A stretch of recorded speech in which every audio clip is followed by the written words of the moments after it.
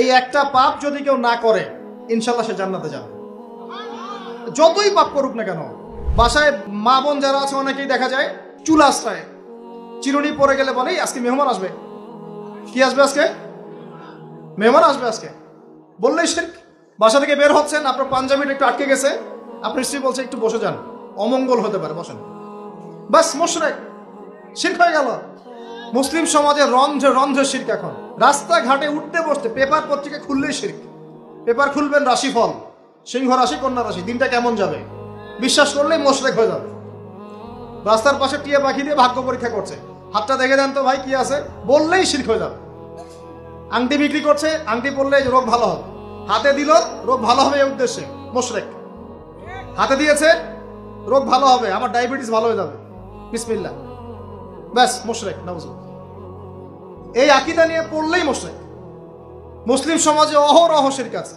আর আবু জেহেলের যুগে কি ছিল ভাই? আবু জেহেলের যুগে অনেকদিন বলেছি মেজর 5টা সমস্যা ছিল। কয়টা?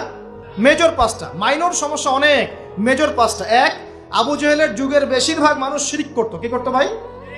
লাত, উজ্জা, হবল, মানাত এইসব মূর্তির পূজা করতো।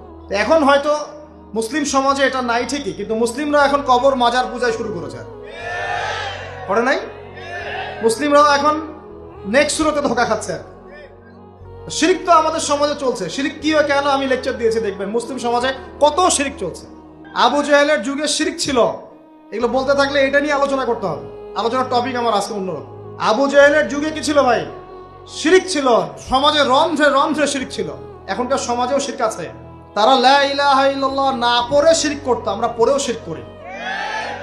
আল্লাহ পাক আমাদের সবাইকে শিরকের পাপ থেকে হেফাজত করুন বলি। এই একটা পাপ যদি কেউ না করে ইনশাল্লাহ সে জান্নাতে যাবে, যতই পাপ করুক না কেন। জেনা করেছে, মদ খেয়েছে, মিথ্যা বলেছে, অনেক কিছু করেছে, শুধু শিরকের পাপ করে নাই, আল্লাহ তাকে মাফ করে দিবেন ইনশাআল্লাহ। বিশ্বাস করলেন না কথাটা?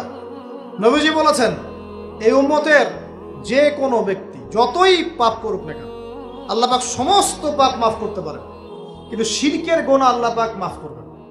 তওবা করে যদি মারা না যায় মাফ করবেন। একটা এক্সাম্পল দিয়ে বোঝাচ্ছি, তাহলে ক্লিয়ার হয়ে যাবে। মনে করেন কেউ একজন জেনা করেছে, তওবা করার সুযোগ হয় নাই, মারা গেছে, নাউজুবিল্লাহ।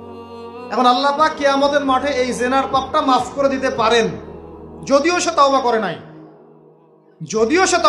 আল্লাহ পাক এই পাপটাও মাফ করতে পারেন।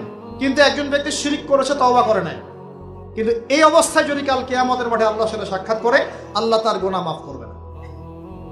এই শিরক আর অন্য পাপের এই হলো পার্থক্য। তাহলে সবচেয়ে কোন বিষয়টা থেকে আমাদের বেঁচে থাকা উচিত ভাই? শিরক কিও কেন, একটা বই পাওয়া যায়, কিনে নেবেন। কিতাবুত তাওহীদ একটা বই আছে, পড়ে নেবেন। কুরআন সুন্নাহর আলোকে বিশুদ্ধ আকীদা, এরকম অনেক বই পাওয়া যায়।